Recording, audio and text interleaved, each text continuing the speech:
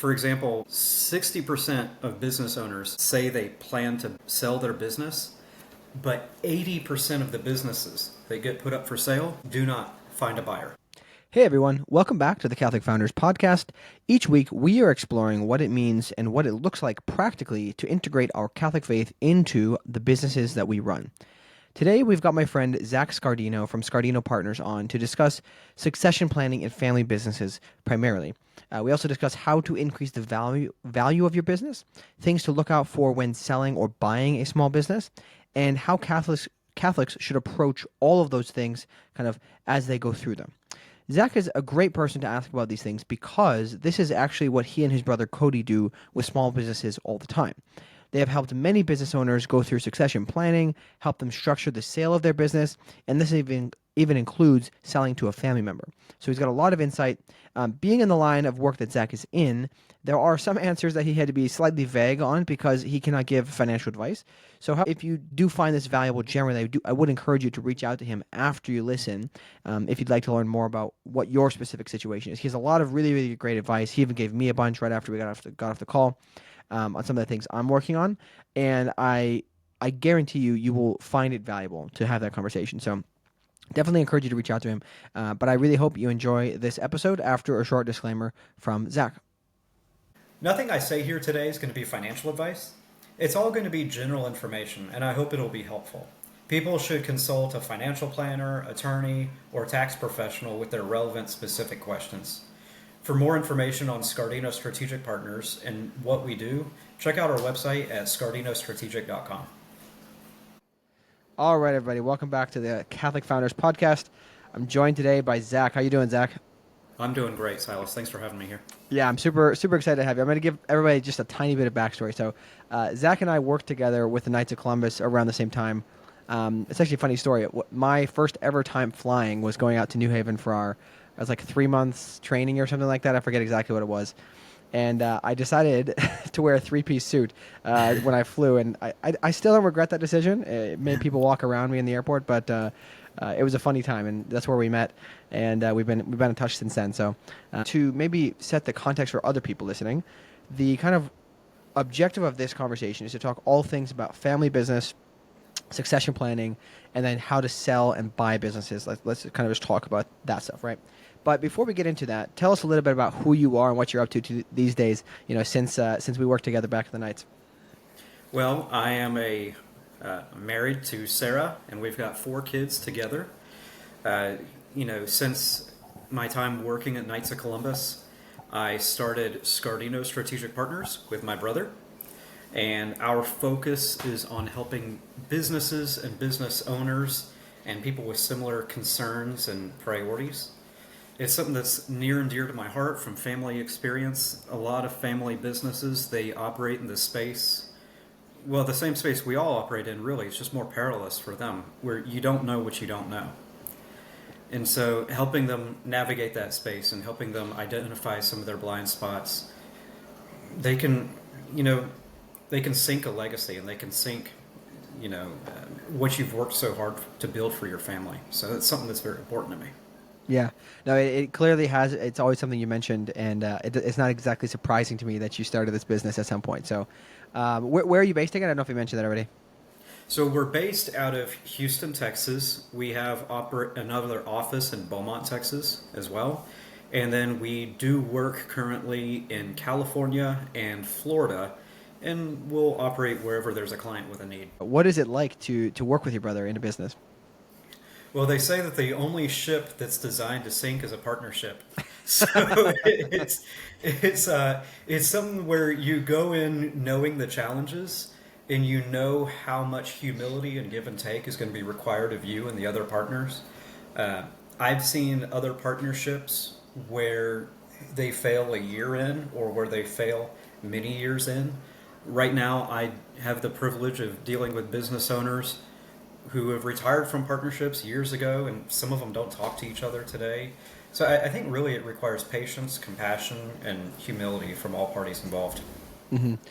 Is there ever any kind of like specific extra trust you have because it's family? I've heard some people mention this is like, listen, like I knew that no matter what was going to happen with the business, we always had each other's back. Like, have you guys experienced any of that so far? I think that's definitely a part of it. And the other part that comes with that, I think is hand in hand, is extra transparency. Hmm. Yeah. Just complete transparency. Yeah. No, that's definitely a benefit you can have, right? I think I've heard so many stories of people who knew their business partners very well for a long time before they started a business, and then they started a business and things went really south, not too long after. So I appreciate that. So before we get too far into it, I guess tell me a little bit more about like what role has faith played in your kind of business journey broadly, and any particular stories that you'd like to share. Well, we know from our experience at Knights of Columbus the story of Father McGivney. He founded Knights of Columbus when he had parishioners who would pass away unexpectedly. And one of the key stories, one of the pivoting points for Father McGivney starting Knights of Columbus was when he had a well-to-do parishioner who owned a business, died, and the business failed, and the mother couldn't provide for herself and her children. In response, Father McGivney started the Knights of Columbus. One of my perspectives was always looking at that story and saying, what if his business didn't have to fail when he died? And I think that's really core to what we're going to talk about today is what is the succession planning? What is the plan that we have in place to make sure that everything you've worked for so hard doesn't die with you or doesn't retire with you? So let's move into, I guess, let's talk about transition planning. I think how we'll call this, right? And here's a couple just basic stats from my, very limited research before we started here. But there are approximately like 2.3 million small businesses owned by, let's say, aging boomers, if you will, in America. And about 61% of businesses are understood to have zero formal succession planning in place. So that means many, many things, but let's get into it, I guess. When you hear these stats, to you as somebody who works with this all the time, what are the first things that come to mind for you? Well, first, what comes to mind is how broad that statement is and how generous it is, frankly, because it says have no succession planning. It includes, for example, if somebody has a rough guess at the value of their business, that's considered succession planning, and that doesn't factor into that. When we broke it down, we saw this is actually a Mass Mutual Business Owner Perspective study from 2022.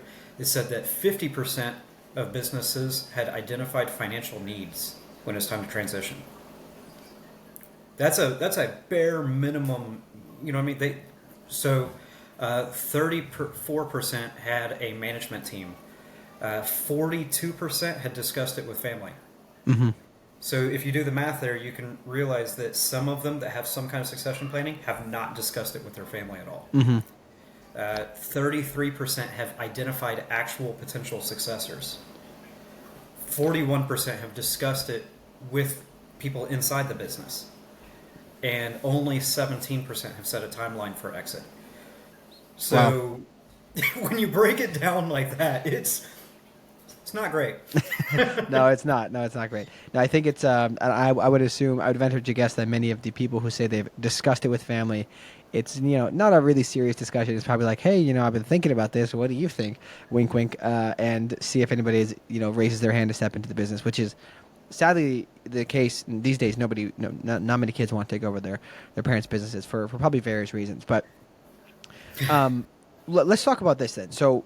We've laid out the stats here. It's pretty damning, if you will. But why do almost all successful businesses die once the founder is ready to retire or the founder passes away? So the big reason, I mean, you've got genuinely successful businesses that just completely die on the vine, right? And part of it is exactly what we discussed so far. They don't have any plan in place to not die. Mm-hmm. Or the plan that they have in place is not informed by experts in any way, and so they miss massive portions of their plan is just empty space. So, for example, 60% of business owners say they plan to sell their business, but 80% of the businesses that get put up for sale do not find a buyer. So that again, you said so 60% plan to sell, but 80% of businesses that get put up for sale never get sold? Never get sold. Wow. That's a pretty big number.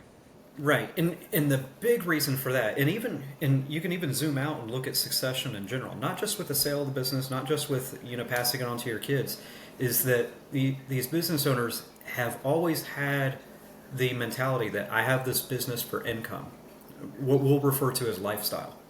I have this business to provide for my lifestyle, but they haven't been building the business in any way that consciously builds intrinsic value in the business. Okay, can you talk a little bit more about what that is? Sure. So, intrinsic value, if I can simplify it way down, intrinsic value is the difference between somebody starting a business from scratch and somebody having a business where your business is today. That space, that difference in between is intrinsic value, right? So, if I have a business where I'm painting walls, and the only thing I have is an LLC, a bucket, and a paint roller, then the value of my business is the cost of that LLC, my bucket, and my paint roller. So when we talk about building the value of your business, we're building things beyond just the immediate supplies and beyond the immediate necessities of the business into something where somebody says, I don't want to start my own. I want that because it has intrinsic value. It has something that I desire and that I need. Hmm. Yeah, so I guess what are some of the core things that people can do to build that, right? So it sounds like part of it is making the business bigger than just one person's, time, because you're still trading time for money in that case. But like, talk about some of the core things that you guys tend to work with your clients and helping them put in place over the time that they're getting ready to sell or transition out. Well, yeah, a lot of it is changing the way that the business thinks about money, right? The one of the first things that you can do is you can make sure that the business is now looking at maximizing value and building its own valuation. So I liken it to this a lot. Let's say you had a 401k with the company you worked for, and every month you were putting into this 401k. And when you asked them what the value of your 401k was, they would say, I don't know, or, undetermined. And you only found out the value of your 401k, or even if it had a value, on the day you retired.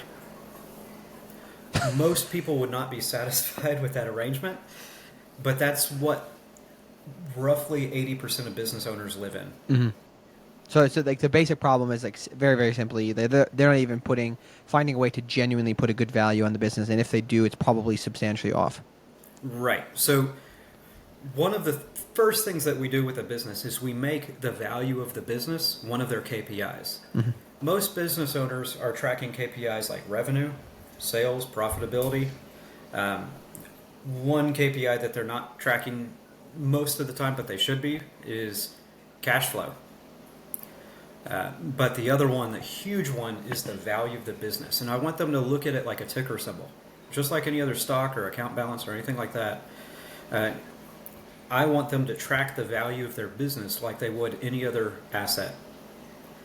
So we'll have, an annual internal appraisal of the business for their own purposes, see how the decisions they made over the past year affected the value of their business, how some of their upcoming plans could affect the value of their business. And when they have that kind of KPI, when they're tracking those kinds of factors, they can make decisions that influence it in a positive way. Hmm. They can see the correlation too between the actions and the increase, right? Exactly. So I guess for people who are unfamiliar, there may be some newbies in the business world listening. Can you give some of the very basic things of how you evaluate a business? Obviously, there's different multiples for different types of businesses, but can you just give people the very basic breakdown? Sure. So first of all, disregard multiples. So that's one that you hear all the time. Somebody will say, "Oh, a plumbing business or a HVAC business has this multiple." That is such a broad, generalized statement that it's kind of like it's a starting point before you get into the books and the actual value. Hmm. So there are a couple different approaches to evaluating a business, and I can't go into great detail on all those in the time that we have. But Hmm. you've got book value, market value, capitalized earnings value, discounted cash flow, asset accumulation and then just plain liquidation value. Mm-hmm. The last one being obviously the last one you would ever want to get to. Yeah, But if you have to sell everything at an auction or something. sometimes it's where you're at, right? Mm-hmm. But again, broadly speaking, the value of your business is the difference between what somebody would have if they started it from scratch and what they would have if they had your business. Mm-hmm. You know? And I guess it also probably depends on the buyer, right? Because some people might have more interest in the specific asset because they know that they can make it more valuable based on their knowledge, right? So it's going to be somewhat determined by the buyer. It's always about always the buyer. determined by the buyer. Yeah. This is something that's funny. I have people that, and by the way, this is not a complaint. I love these reach outs, but I get messages periodically from people on LinkedIn that say, hey, Zach, if you have any clients in the long-term care space or in the consumer residential services space or this or that are looking to exit their business, please let me know. I get those messages periodically, and that immediately lets me know, one, they're reaching out to me because they know that anybody I bring them is going to have their finances well adjusted and well taken care of. But they're also reaching out to me because they are an ideal and interested buyer in that segment, motivated buyer. So just to kind of recap, your point is broadly speaking, most business owners do not have a plan, and like the first point of planning any of this is being able to determine your valuation of your business by tracking certain metrics and making sure that you do the things that increase the valuation of that business. Right. Okay, got it. Anything else in this area that you want to talk about before we kind of move on a little bit? Yeah, one of my favorite analogies that has come up recently is that in baseball they started allowing people to challenge pitch calls. And I think this was just in spring training, but they're just kind of piloting this, right? And the one thing they found was that pitchers were the absolute worst judges of what was a ball or a strike. Yeah. I mean, it got to such the point that teams were banning their pitchers from challenging calls. Some of these pitchers had as high as a 90% failure rate on challenges. Business owners are not so different. When business owners evaluate their business, they have as much as a 60% standard deviation. Wow. So if they valued their business at $100,000, for example, it might be worth $400,000 or it might be worth $1.6 million. It's almost no correlation between what business owners value their business as the actual value. Mm-hmm. Okay, interesting. Yeah, so it's just important to bring in other people to help with these things, right? Right.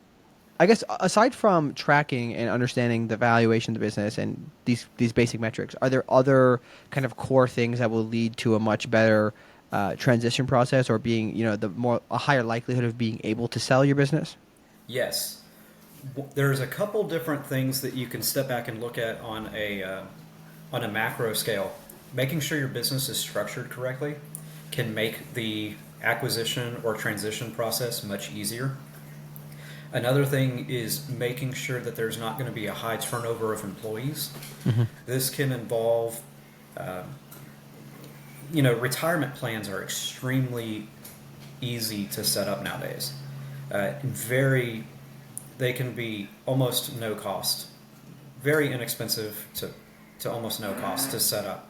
So these are the kinds of things where you can build employee loyalty in the lead up to a succession or the sale or acquisition of a business. Mm-hmm. So basically you're saying that's like a core benefit that they would get elsewhere. That's like a core reason they might leave. What about beyond employee loyalty and lack of turnover? Any other like core principles you typically try to bring people? Tax benefits, where we look at making sure that we're paying as little taxes as possible in most cases. Also making sure that this would sound very simple, but making sure that your bookkeeping is meeting generally accepted accounting practices. I mean, it does sound silly, but there's a lot of people who don't do that, right? They treat their business as a personal bank account, is what I've heard pretty often. Most. Yeah. So I guess for somebody who might be unfamiliar, like you mentioned earlier, the structure of the business. Is it best to just keep it as an LLC? Do you want to transition to an S corp at some point? And then on the bookkeeping, are there any basic things you can share? I know that some of these things you should definitely talk to an accountant about, but like any core simple things that you would just point out to people. Yeah. So the structure of a business is really going to depend on what business interests you have. It's going to depend on what type of business it is and what your succession planning ultimately is. And it's something where, in most cases, you are able to adjust that planning as your plans may change over time. But you can have anything from a C corp with multiple S corps or LLCs beneath it, to just a sole proprietorship. But it really just depends on the type of your business that you're in. It's hard to give a blanket answer to that. Again, it's best to bring in a professional, at least to look at that. Yeah. Say, you're set up in the best way possible. Yeah, one thing I have seen as relatively common is because business owners are used to kind of treating their business as their bank account, is if you are planning to sell, make sure you stop doing the the tax maximization route and start doing the cash flow optimization route if you want to get a better sale price, right? Because otherwise people are going to say this does not make any sense. I'm not paying like much more than a penny for this. Yeah. So okay, before we go, I eventually want to break down some of the advice around. We'll talk about buying businesses because a lot of people in our community are interested in purchasing businesses. But let's focus still on the owner side. So if you're selling your business, let's say the ideal scenario here is you're looking to transition this down to one of your kids or to your nephew or something, right? Can you just walk us through what this kind of should look like in an ideal world, and then some of the pitfalls that people tend to run into? Because I think this is a core thing that many Catholic entrepreneurs would want, is to be able to pass it down, assuming their kids are interested. And how do they go about that? Like some of the core kind of pieces of advice you'd offer. Yeah. So this is where some of the guidance and some of the information I've provided already becomes more important. I wouldn't even say that it's much different. It just becomes so much more critically important. If you want your kids to inherit your business, if you want your kids to receive your business, it is crucial that you focus on building value in this business. They need to have something to inherit. They need to have something to receive. The other thing that I would stress is that in many situations, it should be treated as much as possible like a sale to the successors, so that you, the owner, are still taken care of. And there's a number of different ways that you can do that without saddling a financial burden on the successor or on your kids, while still being taken care of in your retirement. So when you're watching, or when you're in the process of helping advise somebody to transition the business down to a relative, probably a child usually, like what are some of the things that you would say tend to go wrong on the interpersonal side that you would say keep an eye out for these things? That's a great question. Okay, all right, I'm a nerd, so I'm really excited by this question. So some of the big things that we see go wrong was there wasn't enough pre-planning, obviously, in place. Cash flows weren't right. Maybe there wasn't enough transparency in what was going on in the business. And by transparency, I don't necessarily mean honesty. I mean that there might be details that the business owner didn't think of sharing prior to the transition of the business. Because keep in mind, this business owner has just been operating it in the day-to-day. There's a lot of things that they know, that they're aware of, and that they take for granted. A new person, even if it's a person who's been working in the business, a new person taking over the business functions and the administration of the business may not know those things. They may not be aware of those things, and they certainly aren't taking them for granted. So one thing that's very helpful in that kind of situation is having an outside third party who is also knowledgeable enough to look for the things where the business owner or the person taking over might not know that they don't know. That outside person isn't taking anything for granted, and they're knowledgeable enough to look in all the cracks and corners. Yeah. Is it pretty common when a transition happens for there to be like, let's call it a bit of a slump, where it's like it oftentimes takes some time for the new owner to kind of really figure out how things are working? So like you shouldn't expect that if you were growing 25% a year and that you're just going to keep growing that. Is there typically like this transition period where the seller will stay on as an advisor or still work there fully until they kind of figure it out? Well, Let's first of all get out of the way. There is absolutely more than a slump. I think the figure is, and I'd have to find my citation for this, but I think the figure is that 80% of businesses, or around that number, that do have a successor die. Mm. So, at a bare minimum, the majority of businesses that do have a successor, they die right around that point. It is, without the proper planning in place, it is the death knell to a business. Interesting. So some of the things that can be done to prevent that, to circle back to your last very good question and give a more thorough answer to that, is we can work on shoring up assets. We can work on minimizing our liabilities. We can work on improving cash flow, and also making sure that there aren't any tax surprises coming up. Those are another one that comes up often. Making sure that the succession plan that's in place has not put an unreasonable personal or business financial burden on the new owner. Interesting. Okay, that's really helpful. I appreciate that. Let's talk about now buying businesses. So let's shift the conversation a bit. If you're, somebody who's, you've got some money saved up and you're going to go do an SBA loan or something, you're going to go buy a business. What are the core things for people to keep in mind when doing this? I'm assuming it's partially just like mirror image of what you talked about. But if you were going out to buy, let's say like a laundromat or some kind of like gas station business or something today, something sweaty, what are the things to look at? So it is in vogue right now to look for the boring businesses out there. And I say that all respectfully. I love boring businesses. The things that are not, glitzy and get a lot of attention.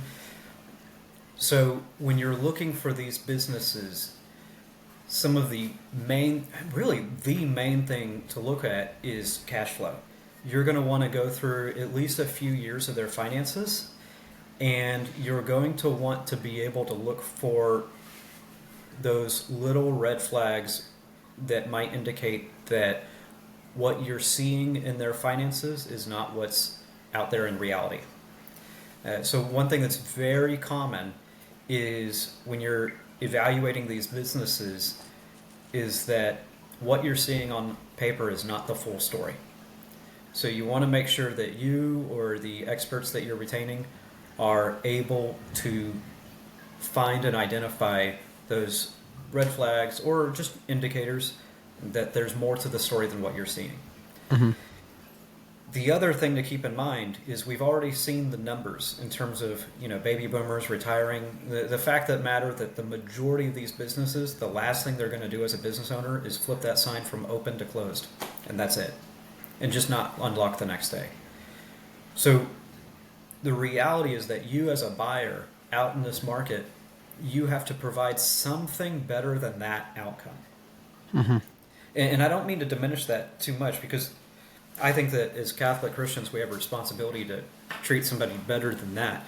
But the reality is that you have so many options out there that you should not feel like any one individual business is the opportunity, is the business for you to acquire. I haven't crunched the numbers on how many laundromats there are out there, how many dry cleaners, how many car washes, how many residential services businesses there are out there, but there's a lot, and there's a huge number of them that are retiring in the next 5 years. Mm-hmm. So you have a lot of options, and you should be willing to move on from a deal to look at your other options if something doesn't look right. Mm-hmm. Yeah. So in other words, don't just think that this is the golden goose that you got to get, right? There's plenty of things. I think this is going to be a challenge. I mean, I would especially encourage people this is going to be the first time buying a business to really think this way, because if you do not, you're going to fall into the trap that so many people fall into. It's like, this is an investment of a lifetime. I got to get in. I got to get in now because I'm not going to. Like that's what salespeople do to you, and that's what you're going to fall for, right? So do not get it, because there's going to be more deals. So don't fall for that first one, right? Love blinds us. So if you fall in love with a business, one thing that I've seen before is I've had people bring me in very late in the stage Mm-hmm. of the acquisition process where they're like, Zach, I'm ready to close this, acquisition. I just want you to look at it before I do it. And I look at this and I say, man, this is a distressed company. And they say, what? What are you talking about? I said, this is this company has got some pretty serious challenges. It projects to be cash flow negative in the next 18 months. You start running some of these models and you say, hey, this is what you're acquiring. I'm not saying don't acquire it. I'm just saying be aware of what you're acquiring. And the you know business buyer says, okay, this changes my math a lot on what I should be paying Offering. for this. Yeah. Yeah. So this brings the question that if there's a lot of these businesses that are A, poorly run, and B, like there's a heavy motivation to move on because they're retiring, but we as Catholics want to treat people respectfully, and there's plenty of options for us, right? If we're buying these businesses, how should we approach this, right? Like how can we find a way to ensure that the person is receives a fair price for it, that we carry on their legacy to whatever extent they're hoping for that, and that of course the employees are also well taken care of, right? Because we wouldn't want to see the livelihoods of all of the employees just go to nothing. So are there core things that you tend to kind of think about as principles while you're advising people? Yeah, I think you can satisfy both of those needs and those priorities where you say, I want to make sure that this business owner is taken care of. And I would even step back and say, not necessarily poorly run, but run with different priorities. But if you've got some of these businesses where they've got good cash flow, but they don't necessarily have high intrinsic value, to me, that's possibly a sweet spot where they don't have a ton of assets, they don't have a cash heavy, asset book. I start looking at this and I say, what can I do for this business owner that most people might not do? You can I look at three different ways to acquire that business. It could be a business or owner financed deal where there's a debt on the books that you're paying off to the business owner over a period of time or indefinitely or whatever your arrangement is with that business owner. It could be a gradual distribution of equity, which there's a benefit there to what you're talking about. In a gradual distribution of equity, the business owner starts out with most of the ownership in the business and also a vested interest in seeing the business succeed. Mm-hmm. So they don't necessarily need to be actively involved in the day-to-day, but they are certainly going to want to be cooperative in the business continuing to succeed, right? Because their distributions would also be better basically over time if the business keeps raising, correct? Correct. Yeah, okay. Correct. So, and then the last one would be a profit sharing plan. And profit sharing plans can be, over a fixed period of time. They can be indefinite. I've seen business owners that I've worked with come out of a sale or transition of a business with far more favorable net and gross outcomes based on a profit sharing plan than many other arrangements. And especially in some of these businesses where you look at it and you say, I can build the value and the profitability of this business by making some of these changes, that maybe somebody who is in the business for 15 or 20 years or 30 years or even longer than that, maybe that just wasn't their interest. Their interest was continuing to provide their income, continuing to provide their lifestyle, and growing the business wasn't their priority. Obviously, if you're taking over a business, your main priority is building it to be more than what you acquired, right? Yeah. So that profit sharing plan could be very attractive to a retiring business owner, especially when the cash buyout for a business would be so low. And again, that cash buyout usually has, well, I don't want to say usually, but often has negative tax consequences. Yeah, I was gonna say, yeah, you don't want to give it all to Uncle Sam. Even if you live in Texas, it's still gonna hit, it's still gonna hurt. Yeah, so in that sense, those serve the relinquishing business owner, the selling business owner, very well. It takes better care of them potentially than what some of the other arrangements would be, and it serves you in making sure that you are providing a value to them that has some kind of correlation to the value that it's bringing to you. Yeah, I mean, it sounds like it just all comes down to charity, right? Like you view the person, regardless if they're a family member or not, right? You view this person as a human who is created in the image of God, and you should treat them with respect and not try to get one over on them, right? If it feels Right. like you're getting too much of a good deal, maybe reevaluate the deal. Maybe there's something else you're missing, but maybe you should be a little bit more generous. And I think that this idea of generosity is something that's very difficult for many business people to think about because they're so used to just focusing on profits, right? And it's not that focusing on profits is greedy, but it oftentimes leads to greed, right? And you kind of have to separate the two of these things, right? That's how I think about it. Um, are there any specific? I don't know if you can share examples or not, but maybe just general principles on if somebody wants to have part of the business be or the proceeds of the sale, I guess if you will, go to charity, like certain ways that people have done this really well to like donate money to the church or to certain causes. That is getting into a financial planning situation that can be very detailed and unique to the Hmm. individual and their broader financial circumstances. There are things that you can do in terms of charitable trusts, donor advised funds. I've worked with these in the past, and so I'm scrolling through my head and trying to think of ways to explain some of these without Yeah, without the financial advice. getting too specific. But there are, I would say, there's many different ways to accomplish that, and the one of the first things that I would do is I would start that dialogue with the charity. Hmm. If there's a specific charity that you have in mind, start that dialogue with the charity because some charities have different um, uh, line items in their bylaws or in Mm. their charter that say that they can accept contributions in this way or that way.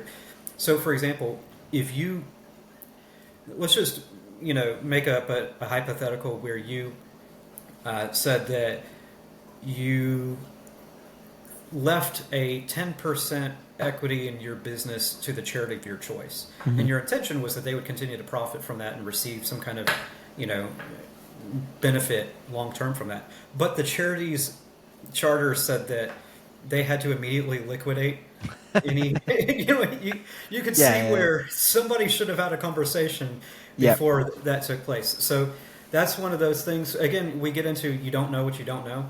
Hmm. Most business owners would not think that that's a major thing that needs to sit down and maybe even periodically every couple of years Hmm. just touch base with that charity again and say, hey, in the past we had this arrangement set up. I just want to make sure that's still good on you Yeah. guys' part. So understanding some of the different instruments that can be used to accomplish that. Sometimes the charity might have the ability to take on equity in some ways that you might not expect, Hmm. depending on how sophisticated the charity is and everything like that. Hmm. So I would make sure that, obviously, in my extraordinarily biased perspective, make sure you have a financial planner involved in that, and also have an open dialogue with the charity. I'm kind of curious if there's any things like you may not have seen this, but I always wonder if there's ways that people like outside of like the finance stuff that they can do things when they sell their business to kind of like I always give this idea of like kind of dropping Catholic seeds around. Like, what if you sold your business and you made a big announcement on St. Joseph's feast day and you have a plane fly over and drop St. Joseph cards all over the city? Like, obviously you're gonna get fined for that, but it'd be kind of cool, right? Like if you could do stuff that's more of like on the media side to just bring glory to God in some ways. And I hope we get some creative people dropping in and letting me know their thoughts on how to do this because I would love to see more of these levers, right, being pulled for bringing the culture back to God. This has been very helpful so far. Let's talk a little bit about for if somebody is in a situation where they're listening and they're looking to sell or they probably more in the case of the people listening to this show, their family or their dad or somebody or their grandpa is looking to sell their business. When should they probably like get advice from somebody like you on this process? So, if I'm the business owner and I've got a business that is generating revenue and I would say generating enough income from this business to live off of, that's a good time for me to start getting some planning help from it because it's gotten past a hope what I hope to be a business and it has gotten to be it's a full blown business at this point. So at a minimum, I would say on that side, if you are somebody who is anticipating inheriting a business, there's a couple different directions you could go. You could be looking to bring in a planner like me at any point to advise the business on how to start working to make the business something that is desirable to inherit, first of all, to desirable to receive, and is set up to make that succession successfully. It's hard to say, the best time to get somebody like me involved in that is, whatever time this is getting published. So, Right away. and then the next best time is, right now. So you could have that planner represent you and serve as a fiduciary to you, or you could have that planner working for the business and serving as a fiduciary to the business. You can even have co-clients in that kind of situation. Is it allowed for, let's say, a father and son both to, like, for you to for them to make an agreement where say, listen, your job is to help get the kind of the most equitable deal for both of us, even though we, technically speaking, you could say have competing interests? Absolutely. Absolutely. Interesting. And all that it really requires is that the person hiring the planner expresses, this is what I want. I want you, because our job as fiduciaries is to meet their best interest. And if their interest is to make sure that their child or their successor of whatever kind is inheriting the business on a favorable terms, we work to that outcome. In fact, another thing, I've had businesses where they said, the business owner didn't feel like he was going to get a good buyout offer elsewhere. He ended up selling the business and to a manager of his business who is able to move from manager to eventual owner of the business. So one of his large priorities was making sure that incoming owner was going to be well taken care of and making sure that he was provided for in retirement. So yeah, we met both of those needs in that kind of situation. Have you seen any unique situations with employee involvement, like trying to ensure that, like, say you've got a really profitable business that's spinning off cash, that the business owner's like, it's not usual for employees to be paid very highly, but what they do is they like make like a profit sharing, or I don't know if they would go the ESOP route, but like, have you ever seen any interesting ways that they're trying to make sure that their employees are super loyal because they've got extra income? Yeah, in fact, there's a lot of tax favorable ways to do this, rather than just going through payroll. There's a number of different benefits that you can use. If it's a key employee, there might be some kind of golden handcuff situations where you have that conversation with them. They say, look, we're going to be implementing a succession plan in the business. You're important to this business, and we want to make sure that you stay around. We'd like to set you up with this benefit. There's other situations where you can have a more soft, delicate touch. One of my favorite things to do is some of these benefits that are very inexpensive for businesses to provide, like retirement plans, or maybe just beefing up an existing retirement plan. Some of these, optional benefits, all these different things. Announce that in conjunction with the business succession announcement, right? So, you tell your employees, my son's going to be taking over the business, and everybody now has access to a retirement plan. My son's going to be taking over the business, and one of his first decisions was that he wanted everyone to receive this additional benefit. People tend to receive that news pretty well. Yeah, so there's also the marketing spin, right? Like this is something people severely underrate, is that when there are big moments, it's oftentimes, if you're not media trained, you're just going to like let the reaction happen versus kind of creating it. And I know, there's negative connotations with that, but at the end of the day, like humans tend towards, having some of these pessimistic outlooks when you can actually just kind of promote it in the right direction. And there's nothing wrong with that. It just helps people see the benefits, right? Like just like, Catholics, we are not all about getting rid of all of our pain, and that's a perspective the world wouldn't have. But because of the way we look at it, we perceive it differently, right? So if we can work on that, that's a really interesting point. Actually, I think that's definitely a golden nugget. We gotta make sure I highlight afterwards. In going through this, like when you work with people, what are there any core like big blow up reasons why a deal doesn't get done between, especially between family members? I'm really curious about the family side of things, as you can see. Yeah, I would say that the biggest thing that I see in some of these agreements blowing up is, regardless of whether it's family or a third party or anything like that, the biggest thing that I see is a misalignment of expectations or priorities. Uh, I've seen on the family side, what typically happens that kills this is the conversation happening way too late. Hmm. So, and a lot of times it's because of fear. You know, we're nervous about having that conversation, or we're afraid of how the other party's going to react. It's a lot easier to have that conversation now than it is later. So, and it's a lot easier to make sure priorities are aligned. You've got more time to make adjustments. You've got more time to alter, adjust our plans. And yeah, it is really the same whether you're talking third party or family. Making sure that priorities are aligned and making sure that clear expectations are set. Hmm. Because another thing that will happen that I've seen happen before when there wasn't, any kind of expert guidance involved, is that after the succession took place, people realized that certain I's that weren't dotted or certain T's that weren't crossed, I's that they didn't know existed, T's Hmm. that they didn't know existed. Those things came up, and quickly you started to realize that there were presumptions on one side or the other that weren't being fulfilled. Hmm. There were priorities on one side or the other that weren't being met, and that there were expectations that weren't mutual in that process. And again, it's usually not because somebody was malicious or somebody had bad intentions.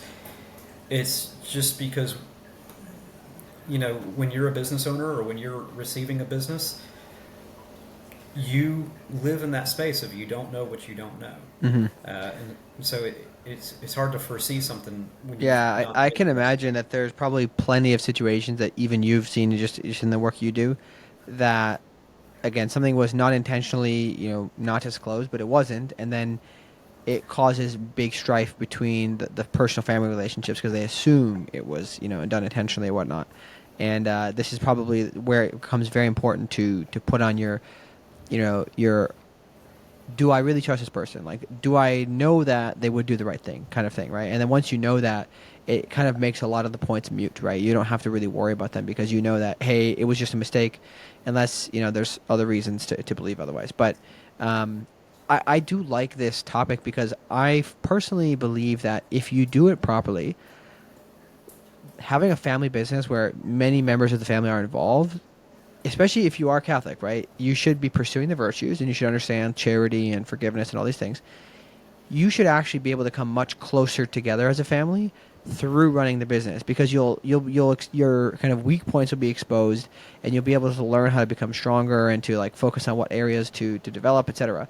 And I think that if you can learn how to kind of wear these different hats, it creates a much more robust and dynamic family situation than if you're just everybody's working their own jobs in some corporate setting. Any final things that you would just bring up to people who are considering starting a business or just other Catholics in the entrepreneur space that you would just exhort them, like what should they be thinking about and doing as a Catholic in the business world?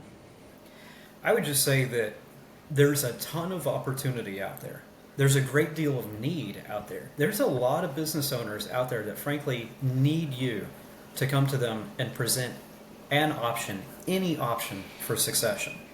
And that one of the things that you can do, and I don't mean to be too grandiose about this, but literally as a societal good, is offer an avenue for somebody to take over this business.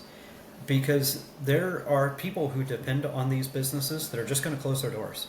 There are employees who have their jobs there. There are customers that relied on it. There's a sandwich shop next door that gets its daytime traffic from having them as a neighbor. These businesses, it is in the best interest of the business owner, the employees, the stakeholders, society as a whole, for you to take over these businesses. And if you can do so in a way that's mutually beneficial, it is an intrinsic good. Uh, and and again, I don't want to sound too sappy about this, but this is, to me, this is a moral and a in the sense of the word that we're most familiar with, a charitable thing to do, to approach these business owners and say, I have an avenue for this business to continue, that everything that you've worked for to continue after you retire or after you're gone. So Yeah, I mean, to me, like I'll just echo that because one of my biggest, I don't know if you say fears, but I guess you could say fears about the future is that in 100 years, the same companies that run the world that are these huge massive corporations are going to continue running everything. Like I do not want to see Blackstone come and buy up, all of these small, businesses all around America because that is just going to concentrate the wealth in hands of people who I don't think increasingly do not have the interest of the family unit in mind.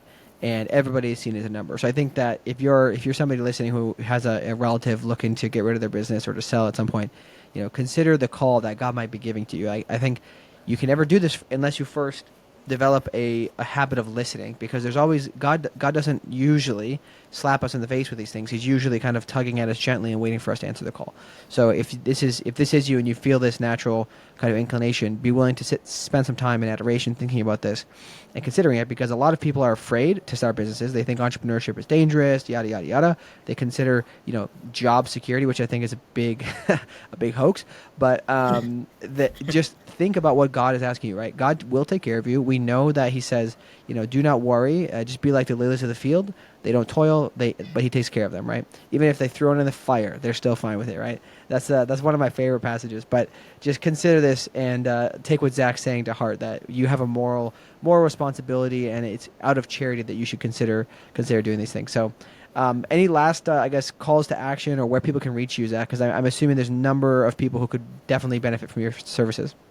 yeah. So one passing comment first is that when I'm looking at succession planning or when I'm looking at scaling, there are private equity firms and there are investment banks that we might even utilize their services in taking care of our clients. So many of these have morals and ethics that will align with you and what you're trying to accomplish. So we know from the book of Judges that sometimes help can come from unexpected places. I would say don't rule out some of these options, especially if you're working with a planner who knows and understands your priorities and says, hey, these people are going to be helpful in helping us see your plan through to fruition. But just closing out, I would say that I've provided a lot of general information here. I haven't provided a lot of super specific individualized advice. I haven't provided any financial advice. So if people are looking for something that's more specifically speaking to their individual situation or their business, they could seek us out at scardinostrategic.com and submit a contact request there, or just read up about us and learn what we're about. Yeah, and reach out to me if anybody is in this situation. There's a lot of people who are looking to buy businesses or considering selling, and if it's a good fit, I'll definitely link you guys directly to Zach. He'll take my emails. Okay, don't worry about it. All right, very good. Well, this has been a pleasure having you on, man. I really appreciate you doing this, and I'm excited to see the value people get out of this, and see how you guys continue to grow and help other business owners with their succession planning. All right, everybody. Thank you so much for tuning in today. If you found this valuable and have more questions, we encourage you to reach out to Zach directly for advice on your situation. Again, I do ensure that you will find value out of the call, so I highly recommend reaching out to him. His information can be found in the show notes. If you like what we're doing, show us a little love and share what we're doing on social media, or share it directly by texting or emailing some of your friends who you think will find it valuable. And finally, if you are a Catholic entrepreneur, consider becoming a paid member of what we're doing. It's $10 a month or $100 a year, and you will get access to all paid content. You can also join, and this is the most important part, you can join our peer group of Catholic founders who are constantly, giving each other advice, periodically having chats to help each other kind of through our journeys. And, just sort through the things that we go through as we kind of navigate this entire world of, genuinely applying our faith to our businesses. So all you have to do to become a paid member is go to catholicfounders.com/subscribe and pick the tier that you prefer. And we will see you next time. Thank you. God bless.